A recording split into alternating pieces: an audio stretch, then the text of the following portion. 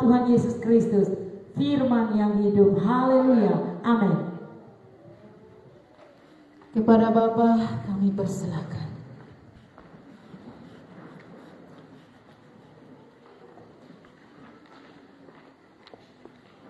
Shalom. Sekali lagi shalom. Puji Tuhan, saudara yang terkasih dalam Tuhan, bersyukur malam hari ini Tuhan izinkan kita boleh kembali merayakan Natal di tahun 2023 ini bersama dengan Gereja Sidang Jemaat Allah, Jemaat Elim Kuah Putu, ya saudara. Saya hampir salah sebut, jadi mesti lihat belakang dulu. Kuah Putu. Terima kasih Bapak Gembala buat kepercayaan yang diberikan kepada saya malam hari ini untuk berbagi berkat firman Tuhan. Baik saudara, kita langsung saja pada tema khotbah atau tema Natal yang ada di depan kita, yaitu tentang penyembahan yang benar. Ya, jadi tema pada malam hari ini adalah tentang penyembahan yang benar. Coba sebutkan bersama-sama. 1, 2, 3. Saudara, ketika kita berbicara tentang penyembahan yang benar, itu maka tidak bisa lepas dari dua aspek penting. Saya ulangi. Ketika kita bicara soal penyembahan yang benar, maka itu tidak bisa lepas dari dua aspek penting. Aspek penting yang pertama adalah si penyembah itu. Ya saudara, siapakah si penyembah itu? Kita semua, orang-orang Kristen, anak-anak Tuhan, orang-orang percaya. Kita adalah si penyembah itu. Lalu yang kedua, saudaraku yang dikasih oleh Tuhan, adalah aspek si yang tadi penyembah, sekarang yang disembah. Ya, aspek yang disembah. Jadi mau menjadi mewujud nyatakan sebuah penyembahan yang benar, maka dua ini menjadi penting, baik penyembahnya maupun apa yang disembah. Itu dua hal yang tak bisa terpisahkan. Saya ingin mulai dengan teks dalam Injil Yohanes pasal yang keempat ayat yang ke-23. Terlebih dahulu saudara perhatikan, saya membacakan teks firman Tuhan ini buat kita semua yang hadir pada malam hari ini. Tadi saya coba konfirmasi dengan LCD untuk bisa tampilkan ayat-ayat yang saya sebutkan, namun ternyata tidak bisa. Jadi saya akan membacakannya dan saudara bisa memperhatikan dari apa yang Alkitab katakan. Saudara boleh buka di Alkitab saudara tentunya, dan kita akan memperhatikan ayat-ayat yang saya sebutkan ini. Yohanes pasal yang keempat ayat 23 begini. Tetapi saatnya akan datang dan sudah tiba sekarang, bahwa penyembah-penyembah benar akan menyembah Bapa dalam roh dan kebenaran. Sebab Bapa menghendaki penyembah-penyembah demikian. Jadi saudara, jelas di dalam ayat ini Yesus berkata bahwa yang menyembah Bapa dalam roh dan kebenaran itu adalah penyembah-penyembah benar. Penyembah itu bicara tentang siapa atau orangnya, oknumnya. Dan saudara, jadi kalau oknumnya benar, maka penyembahannya pasti benar. Kalau oknumnya tidak benar, maka tidak mungkin penyembahannya bisa benar. Ada amin? Jadi ini aspek satu, ini saudara boleh lupa nih. Ya. Jadi kau bisa temukan nanti itu penyembahan benar atau tidak, ditentukan dulu penyembahnya. Kalau penyembahnya tidak benar, tidak bisa. Mau cara model sesembahannya itu sebagus apapun, saudara mau pakai penyembahan itu sebut nama Tuhan, nama Yesus, Roh Kudus, segala macam. Tapi kalau penyembahnya tidak benar, maka penyembahannya otomatis tidak bisa benar. Itu yang pertama. Kedua, aspek yang tadi saya sebut, siapa yang kita sembah. Perhatikan ayat yang ke-22. Saya bacakan Yohanes pasal 4. Kamu menyembah apa yang tidak kamu kenal. Kami menyembah apa yang kami kenal. Sebab keselamatan datang dari bangsa Yahudi. Saudara, kami menyembah apa yang kami kenal. Kamu menyembah apa yang kamu tidak kenal. Ini saudara itu menunjuk kepada saudara siapa yang kita sembah. Ya. Jadi mau itu penyembahan benar atau tidak, itu penyembahan itu benar atau tidak, saya ulangi lagi, itu ditentukan dua aspek ini. Yang pertama siapa yang disembah, lalu yang kedua siapa yang menyembah. Ya saudara, kalau yang menyembah benar, maka otomatis penyembahan benar. Kalau tujuan sesembahannya benar, maka penyembahan itu jadi benar. Nah karena itu dalam momen Natal ini saya akan bahas secara tuntas dalam khotbah ini yang saya mau kaitkan dengan peristiwa Natal. Karena kita ini sedang ada dalam momen Natal, maka saya akan bicara dalam konteks Natal, tapi dua aspek ini tidak akan terlepas. Kita akan temukan orang-orang atau kita akan temukan bagaimana Alkitab memberikan pernyataan eksplisit tentang penyembahan yang benar itu dan berkaitan dengan oknum dua ini, si penyembah dan siapa yang disembah. Mari kita akan lihat kisah Natal dari Matius pasal yang kedua. Saudaraku, kita akan memperhatikan Matius pasal 2 ini ayat yang pertama sampai dengan ayat yang ke-11. Ini akan menjadi pembahasan kita pada malam hari ini. Karena itu Bapak Mama Bapak Saudara, buka Alkitab masing-masing dan saya mau mengajak kita sekalian untuk membaca teks-teks ini. Matius 2 ayat yang pertama sampai dengan ayat yang ke-12. Dalam bergantian, saya terlebih dahulu lalu kemudian diikuti oleh Bapak Ibu Saudara sekalian. Sesudah Yesus dilahirkan di Betlehem di tanah Yudea, pada zaman Raja Herodes, datanglah orang-orang Majus dari timur ke Yerusalem. Ayat 2.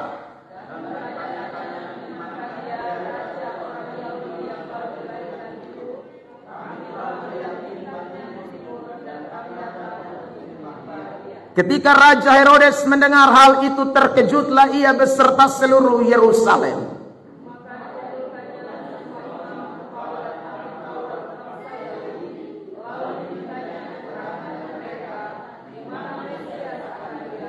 Mereka berkata kepadanya, di Betlehem di tanah Yudea. Karena demikianlah ada tertulis dalam kitab Nabi.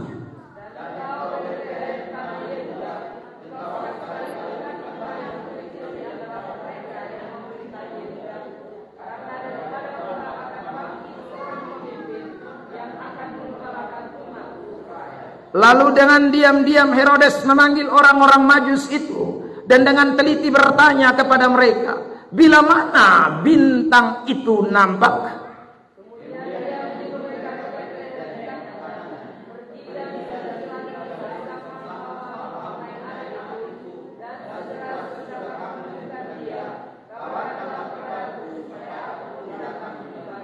Setelah mendengar kata-kata raja itu, berangkatlah mereka dan lihatlah bintang yang mereka lihat di timur. Itu mendahului mereka hingga tiba dan berhenti di atas tempat di mana anak itu berada.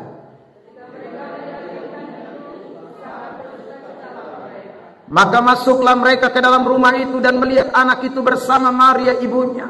Lalu sujud menyembah dia. Mereka pun membuka tempat harta bendanya dan mempersembahkan persembahan kepadanya, yaitu emas, kemenyan, dan mur.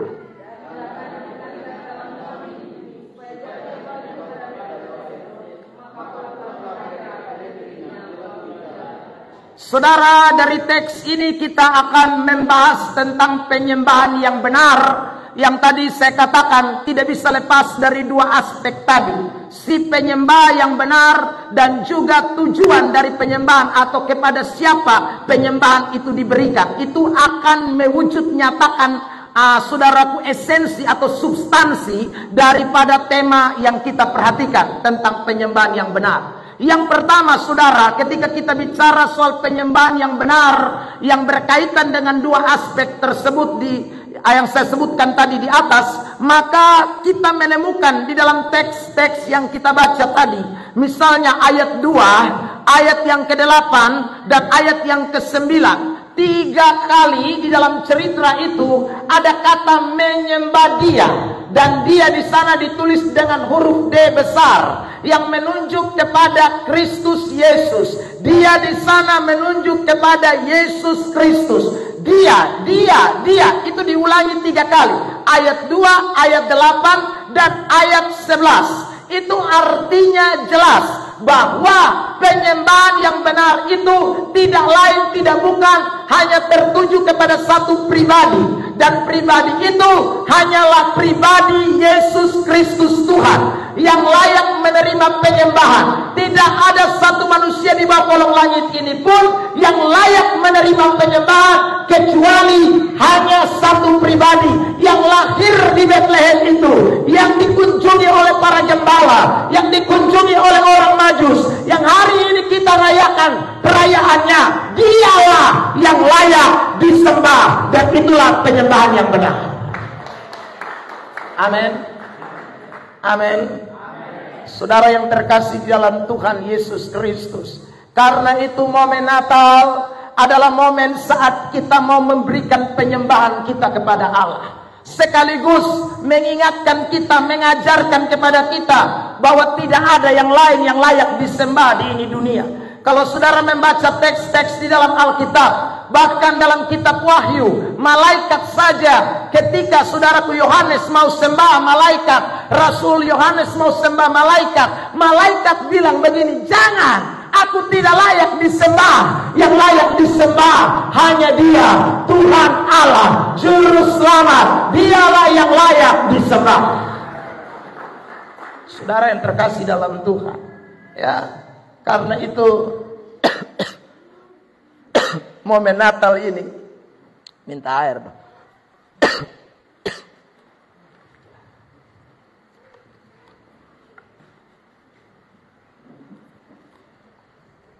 Momen Natal ini Bapak Mama, Bapak Saudara, ini seharusnya membukakan pikiran kita bahwa hanya satu penyembahan yang benar. Jikalau saya memberikan pusat penyembahan saya kepada satu pribadi yang namanya Yesus Kristus Tuhan.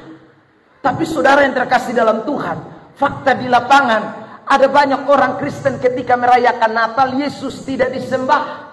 Ya, saya berikan contoh yang real, yang nyata, yang tiap tahun orang Kupang suka buat. Tanggal 24 dong pi kuburan, tertawa pi bikin apa? Saudara, tanggal 24 dong pi justru kesnyala lilin, saudaraku siram rampe, ya saudara, lalu kemudian mangkali bicara tete benge di kuburan. Saudara, mungkin ada yang ucapin selamat Natal Bayi, selamat Natal Nenek, selamat Natal Tante Om yang sumati. Saudaraku, itu jelas menunjuk kepada sebuah pelanggaran terhadap penyembahan yang Alkitab katakan. Alkitab berkata dengan jelas, penyembahan yang benar itu hanya kepada Yesus Kristus, bukan kepada yang lain. Yang lain tidak layak disembah. Apalagi ini momen yang sangat penting, ini momen yang sangat krusial bagi orang Kristen, di mana kita sedang merayakan hari kelahiran Raja di atas segala raja. Harusnya penyembahan kita tidak boleh kepada yang lain, hanya satu pusat penyembahan kita, Dialah Kristus Yesus Tuhan. Amin. Bilang samping kiri kanan, kemarin lu ada di kuburan kok. Ya sudah.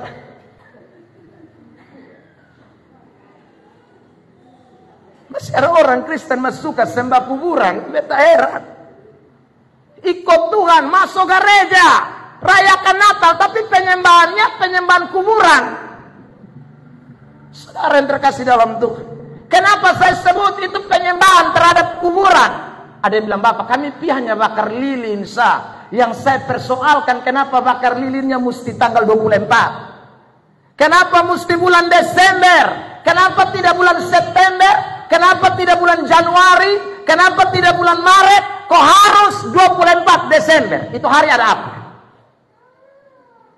Saudara yang terkasih dalam Tuhan, saya pernah tanya orang, kenapa mesti tanggal 24? Dia bilang, kami juga tidak tahu Bapak.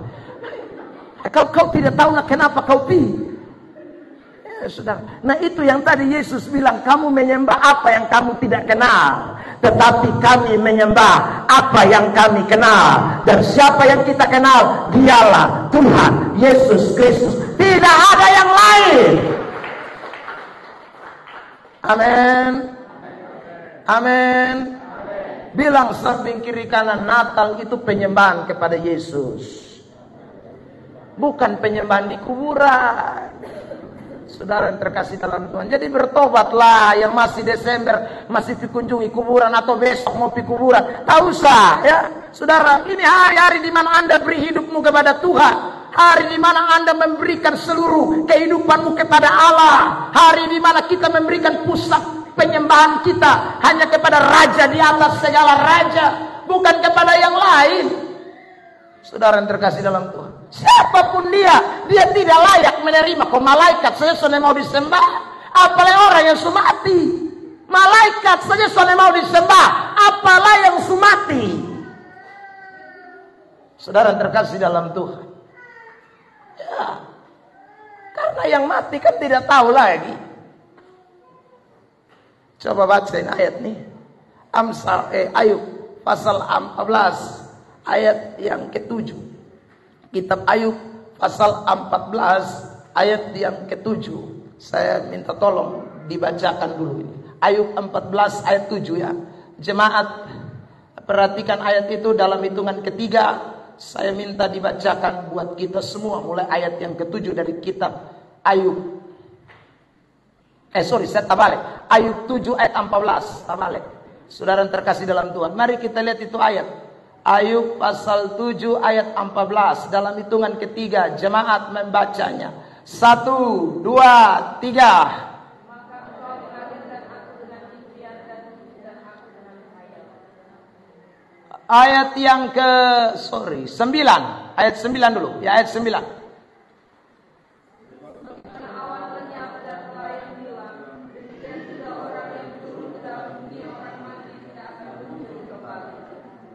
Ayat 10.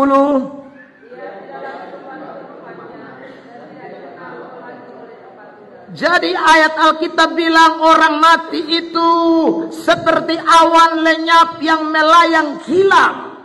Saudara, orang yang turun ke dalam dunia orang mati dikatakan tidak akan muncul kembali. Alkitab berkata orang yang turun ke dalam orang mati, dia tidak kembali ke rumahnya.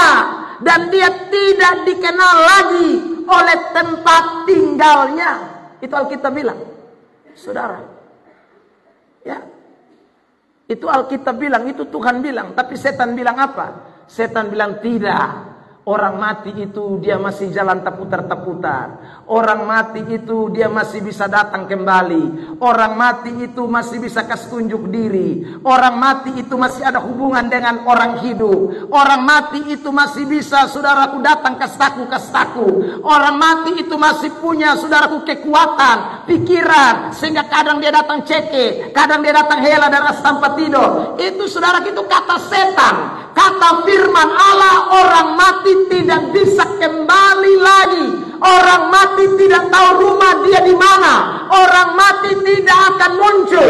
Dia hilang lenyap. Itu orang mati. Amin. Tanya samping kiri kanan, kalau begitu lu pi kuburan lu sembah siapa? Ya saudara, itu pi sembah tehel, tanah, ya saudara, semen, kayu, batu yang ada di situ yang kau sembah. Lihat ini ayat Mazmur 115. Saudara lihat, saya tunjukkan ini ayat firman Tuhan buat kita ya. Kitab Mazmur 115. Ayat firman Tuhan ini mengatakan, ya saudara, ada banyak orang Kristen ini tidak menyadari tentang penyembahan yang sesungguhnya. Dia masih terikat ayat 1 sampai ayat 8. Mazmur pasal 115 ayat 1 sampai ayat 8. Ya jemaat, mari perhatikan teks ini. Saya mau kita membacanya bergantian ayat-ayat ini. 115 ayat 1 sampai 8. Bukan kepada kami ya Tuhan, bukan kepada kami, tetapi kepada namamu lah beri kemuliaan oleh karena kasih-Mu, oleh karena setiamu. Ayat 2. Allah kita di sorga, Ia melakukan apa yang dikehendakinya. Ayat 4. Ayat 5. Mempunyai mulut tapi tidak dapat berkata-kata, mempunyai mata tetapi tidak dapat melihat. 6. mempunyai tangan tetapi tidak dapat meraba-raba, mempunyai kaki tetapi tidak dapat berjalan dan tidak dapat memberi suara dengan kerongkongannya. Ayat 8.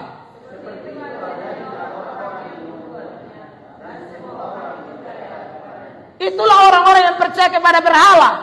Percaya sesuatu yang saudaraku punya kaki, punya mata, tapi tidak bisa bikin apa-apa. Itu berhala. Itulah penyembahan-penyembahan palsu. Itulah penyembahan-penyembahan di luar Kristus. Tidak ada kekuatan, tidak ada kuasa, tidak punya power sama sekali. Tapi saudara dengar baik-baik, kita punya Allah di surga.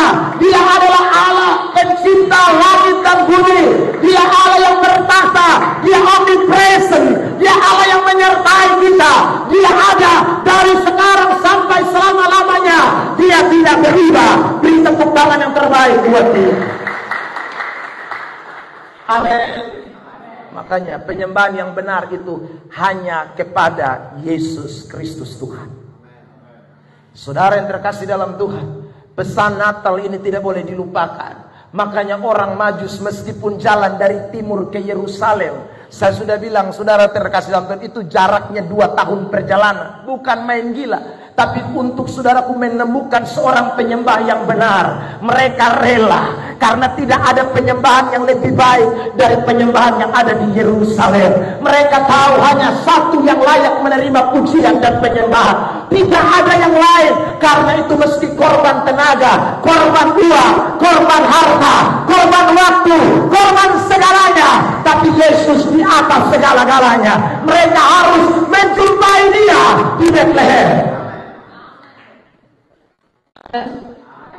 Bilang samping kiri kanan, jangan gematar pindah penyembahan lain. Ya saudara, saya mesti ingatkan. Karena ada orang suka bilang, semua sama. Semua sama dari mana? Lu baca Alkitab baik-baik.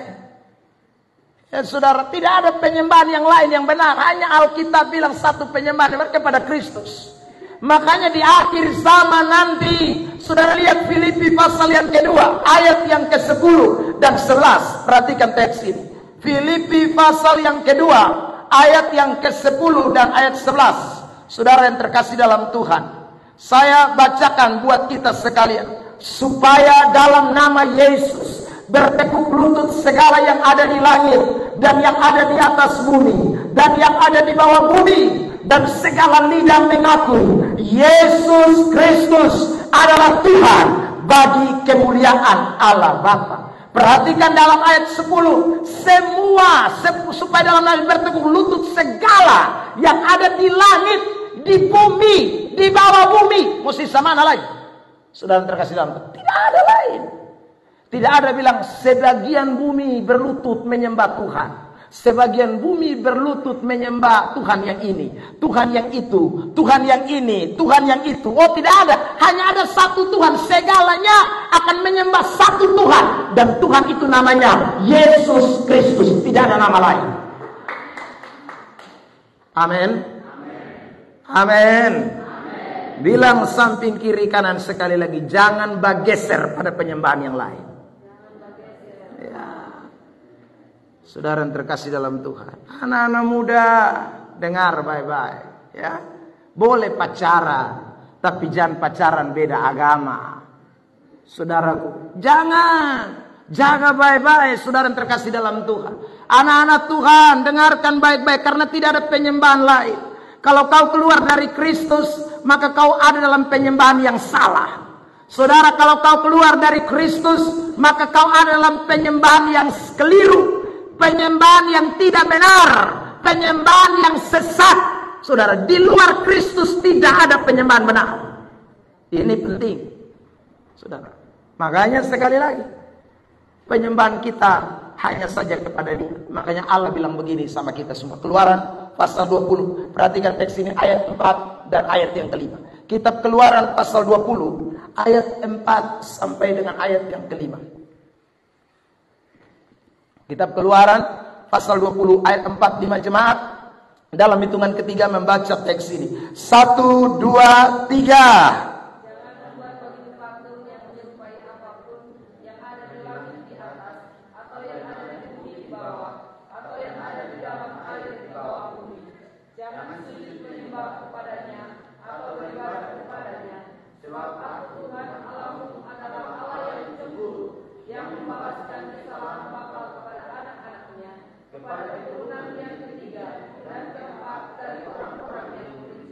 bilang dengan jelas, tidak boleh. Dia cemburu. Kalau sampai ada Allah lain dalam waktu hidup, waduh dia cemburu. Sampai ada penyembahan lain dalam kitabmu hidup, dia cemburu, saudara. Karena itu tidak boleh ada penyembahan yang lain. Makanya saudara yang terkasih dalam Tuhan, dalam kitab 1 Yohanes, saudaraku, pasal yang kelima, Rasul Yohanes mengatakan dengan jelas, waspadalah terhadap segala berhala. Kata berhala di sana, saudara, itu lebih tepat diterjemahkan dari kata idolatres, yang artinya penyembahan. Tidak boleh ada penyembahan yang lain. Tidak boleh ada sesembahan yang lain. Hanya ada satu penyembahan. Itu yang Alkitab ajarkan kepada kita. Dan penyembahan itu adalah penyembahan kepada Kristus Yesus. Allah cemburu, Bapak Mama, saudara. Karena itu mari semua kita yang hadir pada kesempatan malam hari ini, Natal, momen ini, tahun ini, tema yang saudara dan saya lihat, mari mengajak kita semua. Aduh Tuhan, ini tahun 2023, beta pun fokus penyembahan tidak boleh salah. Beta punya fokus penyembahan hanya harus boleh kepada satu pribadi. Tidak boleh ada yang lain yang menggeser penyembahan saya. Tidak boleh ada sesembahan lain yang mempengaruhi saya. Hanya ada satu penyembahan yang benar, dan ada satu penyembahan yang tak tergantikan. Dan penyembahan itu adalah penyembahan kepada Yesus Tuhan. Sebelum saya bertobat, ya saudara, saya pernah bertapa di kuburan. Ya, saya bertapa di kuburan karena saudara, saya punya kawan ini bilang begini, kalau kita ke kuburan malam-malam dan sampai jam 12 malam, itu nanti tiba-tiba ada yang keluar. Lalu kalau ada yang keluar, lu ingat baik-baik kalau pas jam 12 malam. Ini saya pun kawan bilang, yang keluar pertama itu lu jangan tergoda, karena itu hanya ujian saja. Yang keluar kedua pun kau tidak boleh tergoda, itu juga hanya ujian. Lalu dia bilang yang keluar ketiga itu baru nanti kau tanya dia. Ya saudara, nanti kau tanya dia, dia jawab. Nah waktu dia jawab itu kamu sudah boleh minta apa saja kepada dia. Nanti kamu akan dapatkan. Saudaraku, padahal saya ini kan penakut kuburan. Ya, setiap kali lewat kuburan itu saya bisa lari maraton, saudaraku. Ya. Tapi karena persoalan ini mau minta sesuatu di kuburan. Ya. Saudara, nah ini saya terbuka saja. Waktu itu mau minta obat nona. Saya mau minta obat nona di kuburan. Jadi pikir kali bagi memang penakut. Tetapi ini salah satu cara untuk dapat obat nona. Dia bilang ingat jam 12 malam soalnya boleh tidur. Nah ternyata saudaraku, saya pun kawan ini dia main tipu saya ini. Ya. Nah saya ini juga tidak pikir karena dalam otak saya ini memang ya di kuburan itu ada setan dan lain sebagainya, saudara. Jadi sudahlah, saya karena kepengen betul-betul jam 12 malam, saudara, saya keluar dari kos. Persis di belakang kos saya itu, saudara, jarak mungkin sekitar 100 meter, itu memang ada kuburan massal. Orang di Atambua tahu, di Tenukik. Saudara, itu kuburan massal. Ya, jadi kuburan semua di situ banyak. Dan saya sering lewat situ kalau mau pulang sekolah atau saudara pergi sekolah pasti lewat situ. Ya. Hari itu saudara jam 12 malam saya merayap keluar dari kos dan menuju ke kuburan.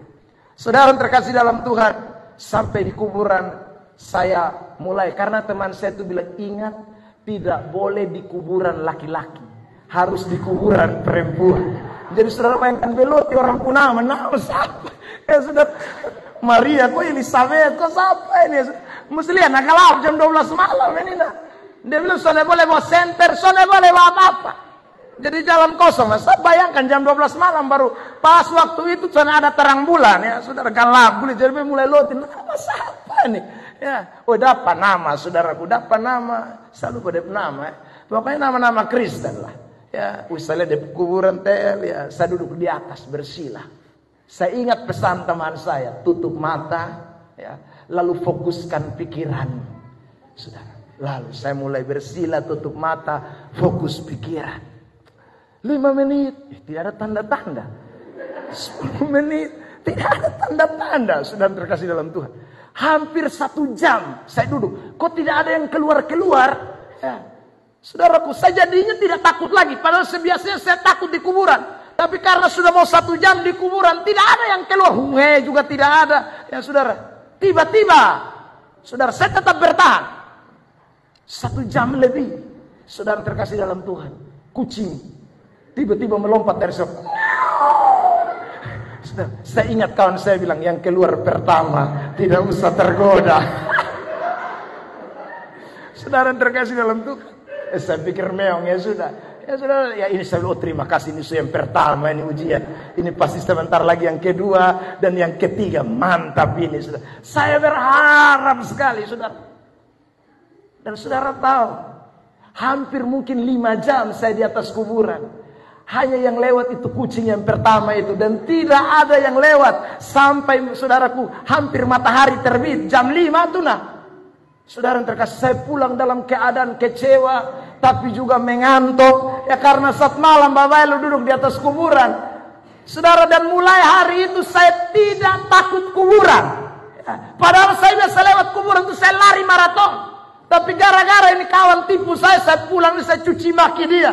Dia bilang, lu juga percaya beta padahal beta tipu luma. Selalu memang sial setan satu ini memang. Ya saudara yang terkasih dalam Tuhan.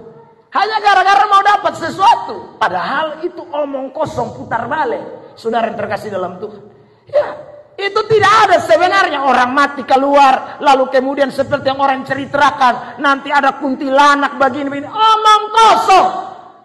Tidak ada penyembahan yang benar. Kalau toh saudaraku, setan yang bisa memakai alat-alatnya mungkin saja. Saudara. Ya. Tapi saya mulai dari saat itu, saudara, saya tidak yakin betul-betul dengan apa yang namanya penyembahan palsu. Saudara, karena saya pernah mengalami hal yang serupa. Makanya saya heran kalau orang di kuburan hari ini, saya duduk hampir 5 jam. Saudara yang terkasih dalam Tuhan. Ingat. Dan itu saya masuk gereja, bukan belum gereja. Saudara. Tapi saya memang tidak yakin dengan kuasa Allah. Lebih yakin dengan kuasa setan. Lebih yakin dengan kuasa roh-roh jahat. Nah, saudara, masih banyak orang Kristen dibutakan oleh ilah zaman ini. Sehingga dia pergi gereja juga. Tapi penyembahannya bukan kepada Kristus. Penyembahannya justru kepada penyembahan kuno. Penyembahan roh-roh. Tadi saya katakan, kegelapan dunia ini. Masih percaya dengan mistik-mistik. Saudara, dengar baik. Tidak boleh ada itu dalam kehidupan kekristenan. Allahmu cemburu. Dan dia akan membalaskan setiap orang, kata Alkitab. Karena kecemburuannya itu menyala-nyala atas saudara. Karena itu berikanlah pusat penyembahan saudara tidak boleh kepada yang lain. Hanya kepada satu pribadi. Dan dialah Tuhan Yesus Kristus. Amin. Tapi saudara dengar. Hari-hari ini ada penyembahan modern yang juga sedang mengganggu posisi Kristus. Apa itu penyembahan modern, saudara? Penyembahan modern adalah ilah-ilah zaman ini. Penyembahan modern adalah Tuhan-Tuhan zaman ini. Itu bisa saja, saudara, harta, uang, jabatan, pangkat, saudara. Hal-hal yang sifatnya sementara. Itu bisa menggantikan posisi Tuhan. Sehingga orang tidak lagi memberikan penyembahan yang benar kepada Allah. Orang tidak lagi memberikan penyembahan yang benar kepada Kristus. Kristus dinomor 2-kan. Kristus dinomor 3-kan. Bahkan Kristus boleh diabaikan. Hanya demi kepentingan. Saya ulang lagi, hal-hal yang disebut dengan ilah-ilah zaman ini. Atau hal-hal yang sifatnya modernisasi. Hal-hal yang mulai mengambil posisi Tuhan di dalam hidup kita sekalian. Saudara yang terkasih dalam Tuhan. Dan hari ini kita belajar dari orang Majus. Saudara, mari teks berikutnya kita perhatikan. Matius pasal 2 ayat 1. Matius pasal 2 ayat 1. Sesudah Yesus dilahirkan di Bethlehem di tanah Yudea pada zaman Raja Herodes. Sama-sama baca 1, 2, 3. Datanglah orang-orang Majus dari timur ke Yerusalem. Saudara yang terkasih dalam Tuhan, datanglah orang-orang Majus dari timur ke Yerusalem. Waktu mereka datang, ingat baik-baik, perjalanannya 2 tahun. Mereka bukan orang pengangguran. Mereka itu orang-orang pemikir, orang-orang yang punya pekerjaan, orang-orang yang punya aktivitas kesibukan tiap hari. Tetapi saudara yang terkasih dalam Tuhan, ketika mereka melihat bintang di timur dan mereka tahu itu adalah pesan bahwa ada raja yang lahir di Bethlehem, di tanah Yudea, maka mereka tinggalkan semua pekerjaan mereka, kesibukan mereka, harta mereka, semua yang mereka punyai, mereka tinggalkan demi satu. Mereka mau pergi menyembah Allah yang benar, Allah yang luar biasa, yang tak tertandingi, yang tak tergantikan. Mereka rela tinggalkan semuanya. Saudara, penyembahan yang benar itu akan keluar jikalau seseorang bukan hanya mau menyembah Tuhan, tapi sekali lagi dia mengesampingkan segala sesuatu yang mau mengikat dirinya. Dia mengesampingkan segala sesuatu yang saudaraku biasa dilakukannya. Dia mengesampingkan segala sesuatu yang biasa dikerjakannya demi satu kepentingan, untuk menyembah Tuhan. Itu penyembahan benar. Amin. Satu hari di satu gereja, saudara terkasih dalam Tuhan, selesai pujian penyembahan, selesai khotbah biasa, pendeta selalu mengajak jemaat untuk menyembah Tuhan. Saudara, meresponi firman. Dan saudara, 2 minggu berturut-turut, ya, seorang ibu yang duduk di sebelah kiri depan, saudara terkasih dalam Tuhan, tiap minggu habis firman dia selalu menangis, angkat tangan sambil menangis. Saudara, Pak Pendeta merasakan bahwa ada urapan yang mengalir. Saudara terkasih dalam Tuhan, selesai kebaktian di minggu kedua, Pak Pendeta datang menghampiri ibu itu dan bertanya, "Ibu, saya melihat ibu 2 minggu berturut-turut luar biasa nikmati hadirat Tuhan dalam penyembahan. Ibu menikmati hadirat Tuhan." "Pak Pendeta, sebenarnya saya tidak nikmati hadirat Tuhan." "Kok bisa?" "Tapi saya lihat ibu sungguh-sungguh menangis, air mata mengalir." "Iya Bapak, setiap kali saya lihat Bapak, saya ingat kambing saya di rumah yang baru saja meninggal." Saudara terkasih dalam Tuhan, 2 minggu yang lalu. "Kok bisa?" "Iya Pak, soalnya jenggot Bapak sama dengan jenggot kambing saya." Saudara yang terkasih dalam Tuhan, ternyata dia datang ibadah, tapi dia pun hati dan pikiran dia pun kambing yang baru mati 2 minggu lalu. Saudara, dia pun hati itu bukan ada di dalam kebaktian, dia pun hati bukan ada di dalam ibadah, tapi dia pun hati ada di dia pun harta benda. Jadi saudara, saya ini sekarang belajar dari itu cerita. Saya kalau lihat orang menangis di dalam hadirat Tuhan itu saya mesti tanda tanya, nangis apa? Saudara yang terkasih dalam Tuhan, nangis apa? Apalagi sekarang saya suka pakai jenggot begini, ini saja tanda tanya, nangis apa? Ya saudara, karena tidak semua orang, saudara terkasih dalam Tuhan, betul-betul menyembah dalam kebenaran, betul-betul menjadi penyembah benar. Kadang-kadang ada orang yang kelihatannya menyanyi, kadang-kadang kita lihat ada orang yang kelihatannya memuji, menyembah Tuhan, tapi sebenarnya hatinya tidak pada Tuhan. Hatinya ada pada kesibukannya, hatinya ada pada pekerjaannya, hatinya ada pada masalah yang dihadapi, hatinya ada pada ini itu, saudara. Dan dia tidak memberi sebenarnya penyembahan yang benar kepada Allah. Persoalannya tidak ada yang tahu, hanya Tuhan yang tahu. Saudara yang terkasih dalam Tuhan, makanya Yesus pernah bilang begini dalam Matius pasal 15 ayat 8. Mari perhatikan teks ini. Matius 15 ayat 8. Injil Matius pasal yang ke-15 ayat 8. Jemaat, saya minta membacakan ayat ini dalam hitungan yang ketiga. Injil Matius pasal 15 ayat 8. Ya, 1, 2, 3.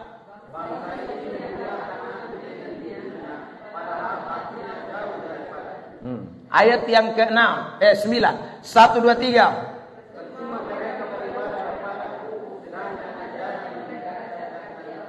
Jadi saudara lihat, dong pun hati son di Tuhan. Meskipun dong ada ibadah, dong mulut komat kamit, memuliakan Allah. Padahal sebenarnya hati jauh. Saudara yang terkasih dalam Tuhan, waktu orang-orang Majus tinggalkan Yerusalem, tinggalkan timur itu, diperkirakan itu adalah negeri Irak atau Iran. Saudara menuju ke Yerusalem, itu betul-betul sepenuh hati. Kalau saudara sepenuh hati, beta rasa saudara ada yang mau tutup kios 2 tahun. No?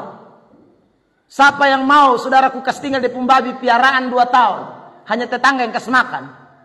Saudara, siapa yang mau berani ditinggalkan, dia pun kesibukan semua 2 tahun. Kalau dia tidak sepenuh hati, dia tidak sungguh-sungguh mau cari Yesus, dia tidak sungguh-sungguh berikan saudara hidupnya kepada Yesus, tidak mungkin.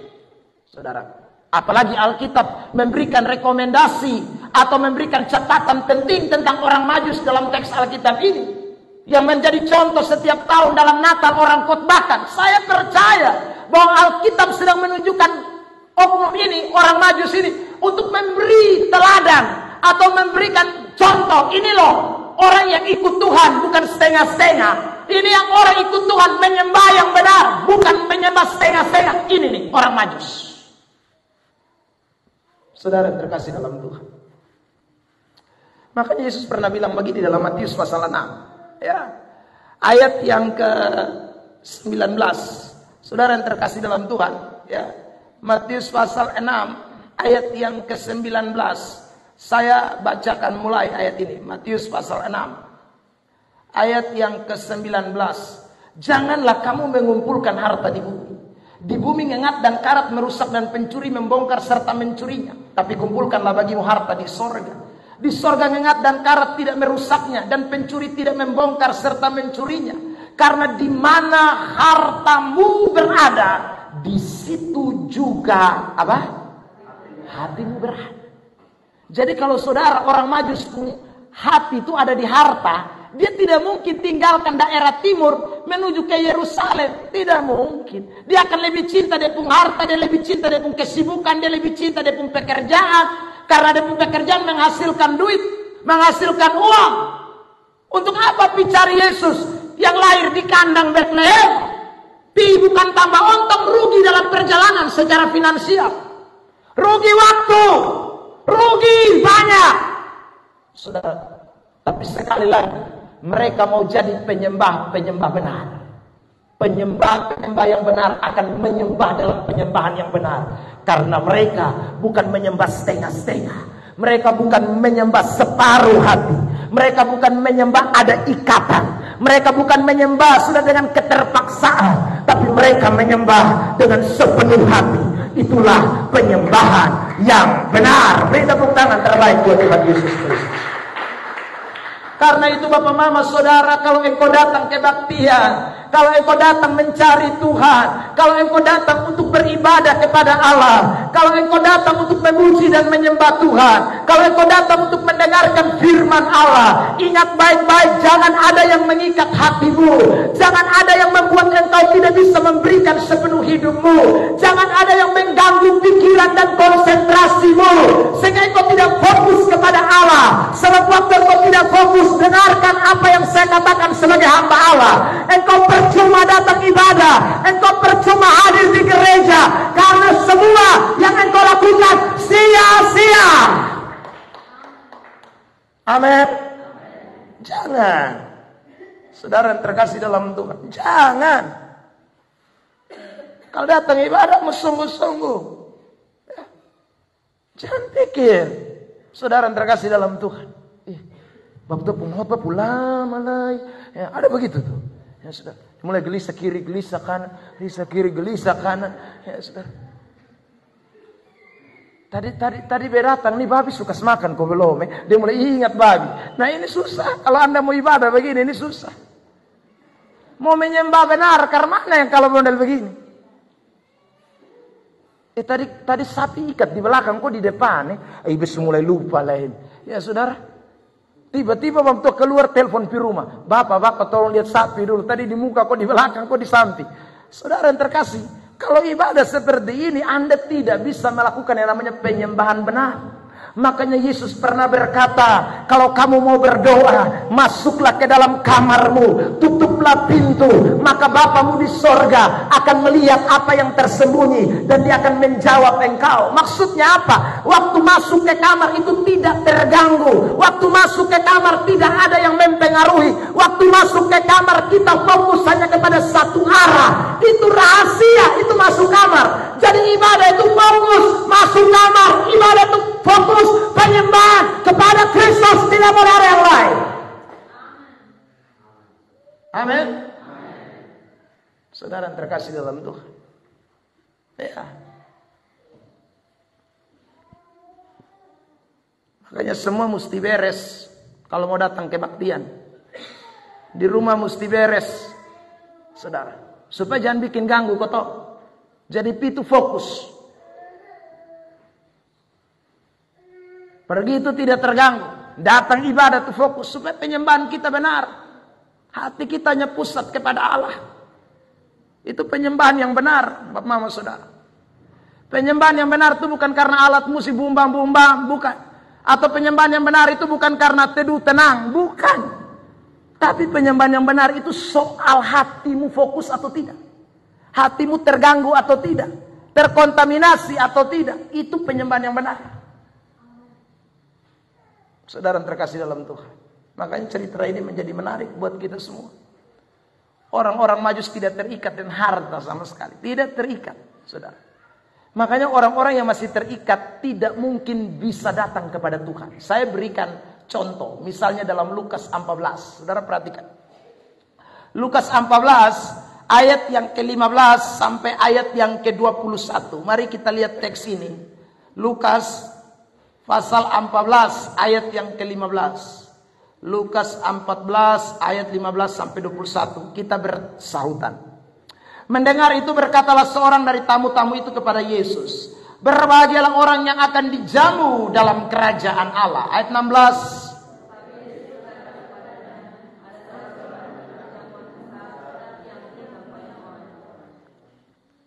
Menjelang perjamuan itu dimulai, ia menyuruh hambanya mengatakan kepada para undangan, marilah, sebab segala sesuatu sudah siap. Ayat 18.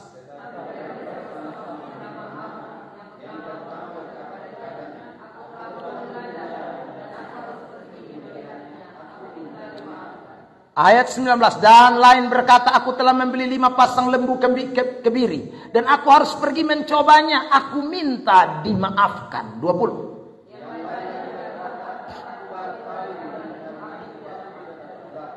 Ayat 21. Maka kembalilah hamba itu dan menyampaikan semuanya itu kepada tuannya. Lalu murkalah tuan rumah itu dan berkata kepada hambanya, pergilah dengan segera ke segala jalan dan lorong kota, dan bawalah kemari orang-orang miskin. Karena orang miskin tidak banyak alasan. Orang-orang cacat tidak akan banyak alasan. Orang-orang buta tidak ada banyak alasan. Orang-orang lumpuh tidak ada banyak alasan.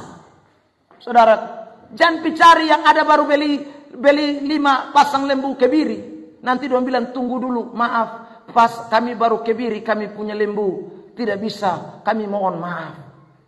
Saudara yang terkasih, makanya orang Kristen yang pemalas-pemalas itu, ya, yang tidak mau datang gereja, coba kita pergi ajak dia, minggu depan pergi gereja dulu. Dia bilang, Bapak minta maaf, soalnya minggu depan itu pas arisan. Nanti minggu depan lagi kita pergi ajak lagi.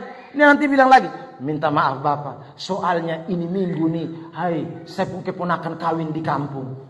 Ya sudah, nanti minggu depan lu datang ajak lagi. Dia minta maaf lah, aduh Bapak minta maaf, ini minggu ini ada pertemuan keluarga. Sudah minggu depan lagi ada lagi. Nah model kayak begini, ini saudara terkasih dalam Tuhan, ini orang masih terikat. Dia tidak mungkin bisa menyembah benar. Botong hela dia datang masuk gereja pun percuma. Saudara, maka Tuhan bilang lebih baik cari yang miskin, cari yang buta, cari yang cacat. Itu tidak banyak alasan. Dong akan datang karena dong tahu semuanya sudah tersedia. Dong tinggal nikmati. Itulah yang harusnya menjadi hati saudara dan saya yang hadir pada malam hari ini. Kita ini orang-orang cacat, orang-orang buta, orang-orang miskin yang butuh Tuhan. Kita datang, kita percaya hanya Dia yang sanggup memberikan pertolongan buat kita.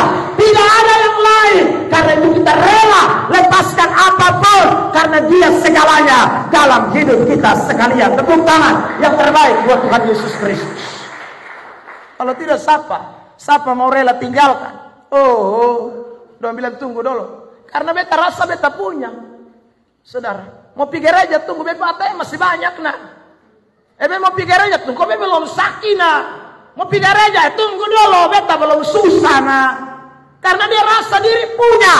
Tapi coba air sudah di batang leher.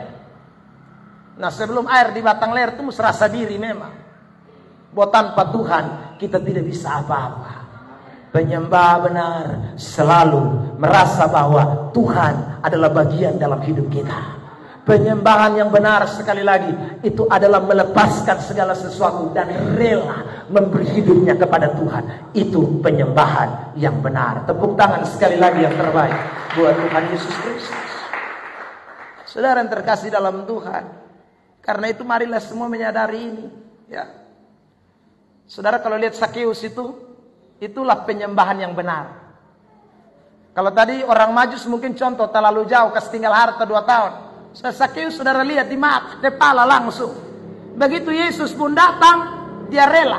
Saudara, dia pun harta semua dia rela bagikan. Orang biasa nikmati harta, tiba-tiba jadi nol, kere. Wah itu susah tuh. Tapi dia tahu Yesus lebih penting di atas segalanya. Dia tahu Yesus di atas segalanya. Dia tidak mau tahu. Mau miskin. Yesus lebih penting. Saudara yang terkasih dalam Tuhan. Nah itu kita tidak boleh lupakan. Ya. Jadi jangan bikin kesibukan saudara itu mengikat. Harta, benda, semua yang Tuhan percayakan jangan ikat kotong. Jangan. Saudara, saya ingatkan buat kita semua malam ini. Biarkan Tuhan segalanya dalam kita hidup. Ya. Harta boleh dinikmati, berkat boleh dinikmati, uang boleh dinikmati, kesehatan boleh dinikmati, tapi tidak boleh mengikat hidup saudara dan saya. Yang harus mengikat hidup kita adalah Kristus, adalah Tuhan, karena Dia penyembah kita, penyembahan saudara dan saya. Yang ketiga, Bapak Mama, Bapak Saudara yang terkasih dalam Tuhan. Jadi penyembahan yang benar itu satu, kalau hanya Yesus saja. 2, kalau saudara lepas segala sesuatu. Yang ketiga, saudara yang terkasih dalam Tuhan, mari saya mengajak kita untuk memperhatikan Matius pasal yang kedua. Ayat yang kedua, ayat yang ke-9 dan ayat yang ke-10. Saya bacakan saja teks tiga teks ini atau 3 ayat ini. Dan bertanya-tanya di manakah dia raja orang Yahudi yang baru dilahirkan itu. Kami telah melihat bintangnya di timur dan kami datang untuk menyembah dia. Ayat 9. Setelah mendengar kata-kata raja itu, berangkatlah mereka dan lihatlah bintang yang mereka lihat di timur itu mendahului mereka. Hingga tiba dan berhenti di atas tempat di mana anak itu berada. Ayat 10. Ketika mereka melihat bintang itu, sangat bersukacitalah mereka. Saudara, penyembahan yang benar itu jikalau kita dipimpin oleh pimpinan Allah. Bintang ini, saudara, ini adalah gambaran atau simbol dari pimpinan Tuhan. Saudara yang terkasih dalam Tuhan, kita tidak mungkin bisa memberikan penyembahan yang benar kalau bukan dipimpin oleh Roh Kudus. Kita tidak mungkin bisa memberikan penyembahan yang mulia kalau kita tidak dipimpin oleh Roh Allah. Dan saudara lihat, ending daripada mereka dipimpin oleh Roh Kudus. Mari kita temukan di dalam ayat yang ke-11. Maka masuklah mereka ke dalam rumah itu dan melihat anak itu bersama Maria ibunya, lalu sujud menyembah dia. Dalam bahasa Yunani dikata proskuneo, yang artinya seperti anjing yang menjilat. Saudaraku, mereka pun membuka tempat harta bendanya dan mempersembahkan persembahan kepadanya, yaitu emas, kemenyan, dan mur. Saudara, orang kalau dipimpin Roh Kudus, persembahan atau penyembahannya itu betul-betul penyembahan yang nilainya itu nilai tinggi. Ya. Kalau kita dipimpin oleh Roh Kudus, penyembahan kita itu bukan penyembahan yang hanya asal sekedar seremonial. Ya. Saya beri kesaksian kepada saudara. Saudara terkasih dalam Tuhan, satu hari saya ke Jakarta, ya, untuk mengikuti Rapimnas GSJA. Kaum pria. Saudara yang terkasih dalam Tuhan, waktu itu saya sampai lebih awal, mungkin sekitar 1 hari sebelum dimulai acara. Saya singgah di teman saya di Jakarta. Lalu teman saya itu ajak saya untuk pergi beribadah bersama dengan dia di salah satu hotel di Jakarta. Saya senang, saudara. Jadi kami kemudian pergi sampai di hotel itu. Saudara terkasih dalam Tuhan, sebelum kami kebaktian, kami makan dulu. Ya, kami makan dulu, saudara. Lalu saya bisik sama teman saya, enak sebelum ibadat makan. Ini enak ini. Ya saudara, makan lagi kan di hotel, jadi makanannya enak. Ya saudara, kita makan habis selesai, lalu kemudian sudah selesai makan, baru kita masuk ke ruang kebaktian. Saudara yang terkasih, waktu dalam kebaktian luar biasa. Ya, seperti halnya di gereja karismatik, penyembahan, bahasa roh, ya saudara, mulai terjadi di dalam kebaktian itu. WL-nya bilang, mari kita mengangkat tangan. Oh, haleluya, haleluya, haleluya. Baru mulai bahasa roh, ya saudara. Mulai berbahasa roh. Saudara yang terkasih dalam Tuhan, ibadat berjalan. Khotbah selesai, saudara. Lalu kemudian, saya namanya orang Kampoeng. Ya, saudara. Baru masuk kena ruang AC yang dinginnya apa kabar punya. Nah saudara terkasih, jadi selama kebaktian itu memang saya nikmati juga. Hanya saya minta maaf sudah mau buang air kecil. Tapi saya lihat pintu semua tutup. Mau lewat mana? Saudara. Jadi begitu amin doa berkat selesai. Saya langsung kabur duluan. Saudara. Saya lari duluan tinggalkan teman saya. Saya menuju ke toilet. Ya, ke WC. Saya kemudian buang air kecil. Saudara. Agak lama. Karena saya sudah tampung dari tadi. Saudara yang terkasih dalam Tuhan. Begitu saya pun keluar dari pintu toilet. Saya kaget. Karena yang tadi penyembahan haleluya, haleluya, yang bahasa roh dong, ada isap rokok babai di muka WC. Ih, saya kaget saudara, saya lihat. Ini yang tadi bahasa roh di dalam. Ini yang tadi penyembahannya apa kabar? Saudara terkasih, kok tiba-tiba dong ada isap rokok semua? Laki-laki, perempuan. Saudara, saya masuk itu saya pun hadirat Tuhan tuh kelari dari saya juga. Saudara, maksudnya saya ketawar hati dan dong. Saudara, saya masuk, saya langsung korek, saya pun pulang sun. Ya saudara. Dia bilang begini, ngapain cepat-cepat pulang? Kamu kan baru datang dari Kupang. Main-main dulu lah. Ya saudara. Saya bilang, udahlah aku udah bosan. Pulanglah saudara. Dia bilang, enggak. Ya saudara. Jadi saya bilang, mau kemana lagi? Kita turun dong di bawah. Ya sudah, di bawah lebih ramai dari di atas. Sudah, dan kami turun dari hotel. Kami kebaktian itu mungkin sekitar di lantai 3 atau lantai 4. Kami turun, saudara. Dan betul di bawah itu ada lesehan. Ya, tempat orang makan, minum, nongkrong di sana, saudara, sambil karaoke. Ya, penuh di situ. Saudara terkasih dalam Tuhan. Saya ikuti teman saya. Kita duduk, saudara. Lalu tidak lama, pendeta yang khotbah itu juga datang, saudara. Yang tadi WL Singers, yang tadi saya bilang isap rokok itu datang saudara. Dan kemudian mereka juga mulai pegang mic karaoke. Saya punya pikir-pikir dalam otak saya. Mungkin dong mau menyanyi Yesus kekasih jiwaku, sungguhku. Memang pun pikir itu saudara. Tahu-tahu mampu pun pegang mic ini. Ya, saudara, langsung lagu yang Inul Daratista punya. Baru dia sambil bilang, wih saudara yang terkasih dalam Tuhan, itu saya hampir putus napas hari itu juga.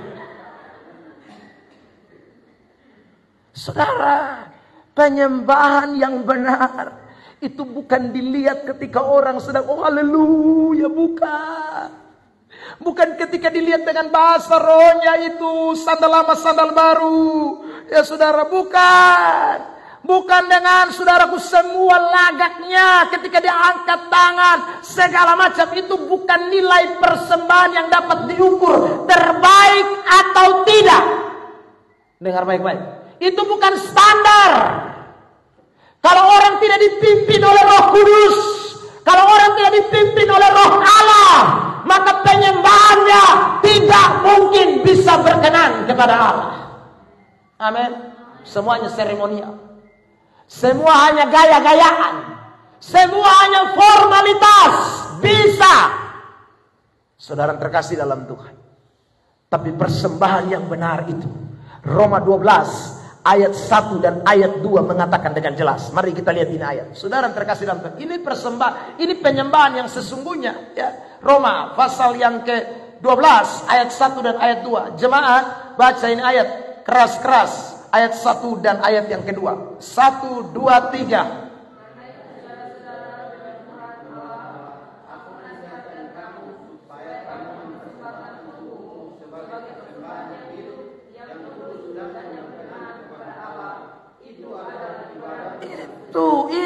Itu yang sejati, itu penyembahan. Kata penyembahan itu saudara ada di dalam ada makna penyembahan di dalam ibadah itu, saudara terkasih. Kalau sekali lagi persembahannya hidup, kudus dan berkenan. Ayat 2, 1, 2, 3. Ya.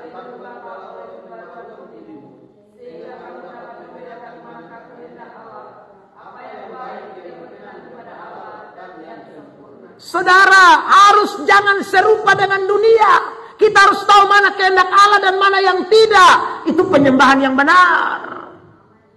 Saudara yang terkasih dalam Tuhan. Dan ini hanya bisa terjadi kalau orang dipimpin Roh Kudus. Kalau orang tidak dipimpin Roh Kudus, tidak bisa kasih emas, kemenyan dan mur. Tidak bisa.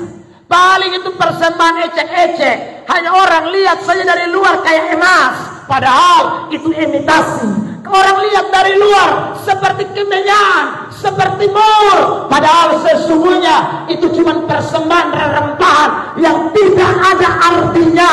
Karena itu anak-anak Tuhan, dengarkan baik-baik. Penyembahan yang benar bukan dilihat dari gaya penyembahanmu, bukan dari suaramu yang keluar, tapi dari hidupmu yang kudus, yang berkenan, yang hidup. Itulah yang Tuhan kehendaki. Beri tepuk tangan terbaik buat Tuhan Yesus. Ya. Jadi jangan saudara jadi orang-orang percaya yang begitu. Hari Senin, Selasa, Rabu, Kamis, Jumat hidup harba biru. Ya saudara, hari Minggu baru foe, datang menyembah Tuhan angkat tangan. Ya saudara, hari Minggu baru datang haleluya, haleluya. Padahal hari Senin haleluya, hari Selasa haleluya, tiba-tiba haleluya. Itu bukan haleluya, halilintar.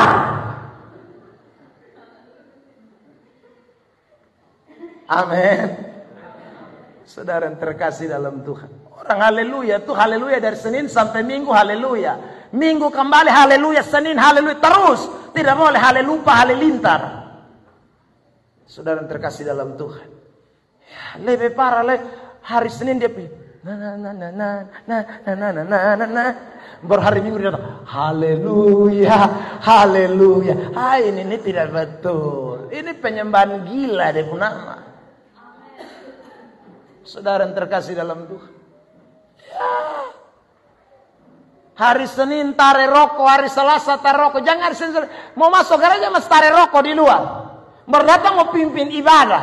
Baru mau baca doa di muka. Pimpin doa pembukaan. Lu gila setengah mangkali. Ini ibadah yang kudus. Saudara yang terkasih dalam Tuhan. Makanya dua aspek tadi saya ulang. Penyembahan itu akan menjadi penyembahan yang benar kalau aspek penyembahnya benar, ya, dan aspek yang disembah benar, saudaraku. Makanya saya sudah mulai tadi dengan aspek si penyembah dulu, saudara. Apa yang kita sembah dulu? Yesus, bagus, ya, saudara. Semua kita lepaskan karena Yesus. Tapi persoalan kita ini juga benar. Hidupmu kudus, hidupmu benar, saudara terkasih dalam Tuhan. Ya, momen Natal ini. Jangan lupa minta pimpinan Roh Kudus. Bintang sudah tidak ada lagi, tapi ada Roh Kudus yang memimpin hidup saudara dan saya. Dan kalau Roh Kudus pimpin kita, Roh Kudus akan membawa kita kepada segala kebenaran. Kalau Roh Kudus pimpin kita, tidak ada Roh Kudus pimpin orang pi mabok laru. Tidak ada Roh Kudus pimpin orang pi dansa harba biru. Tidak ada Roh Kudus pimpin orang pi bersina. Tidak ada Roh Kudus pimpin orang pi merokok. Tidak ada. Roh Kudus akan pimpin orang kepada segala kebenaran. Beri tepuk tangan terbaik buat Tuhan Yesus Kristus. Jadi yang pimpin pi pesta pora, yang pimpin pi mabok, yang pimpin pi judi, yang pimpin pi main kafe, itu setan. Amin. Bilang samping kiri kanan, jangan jadi anak setan. Anak Tuhanlah. Saudara yang terkasih dalam Tuhan. Nah ini malam sekali lagi kita mau jadi penyembahan kita benar di hadapan Allah. Haleluya. Jadi bukan hanya sekedar ucap Yesus keluar dari mulut. Saya ulang. Bukan soal hanya berfasih lidah, omong haleluya, puji Tuhan, angkat tangan, rentangkan tangan. Bukan hanya itu. Tapi bicara soal hidup yang berkenan kepada Allah. Hari ini pastikan hidup saudara dan saya lewat kelahiran Kristus. Saya benar-benar dipimpin oleh Roh Kudus. Saya dipimpin oleh Roh Allah sebagai anak-anak Allah. Saya tutup dengan ayat Roma pasal 8 ayat 14. Kitab Roma pasal yang ke-8 ayat yang ke-14. Ayat terakhir buat kita pada malam hari ini. Kitab Roma pasal yang ke-8 ayat 14. Ya, sama-sama kita bangkit berdiri, kita baca ayat ini sebagai ayat penutup buat kita dan kita akan berdoa mengucap syukur buat firman Allah. Roma 8 ayat 14. 1, 2, 3. Semua orang yang dipimpin Roh Allah adalah anak Allah. Jadi kalau saudara dipimpin Roh Kudus, saudara pasti jadi anak-anak Allah. Anak Allah tidak mungkin kasih penyembahan anak setan. Anak Allah pasti kasih penyembahan anak Allah. Saudara yang terkasih, tundukkan kepala di hadirat Tuhan. Angkat hatimu, arahkan fokus hidupmu hanya kepada Dia. Di tempat ini tidak ada yang lain yang layak disembah. Hanya satu pribadi, Dialah Kristus Yesus. Penyembahan kita hanya kepada Dia. Jangan ada yang terikat dengan apapun. Saudara datang ke tempat ini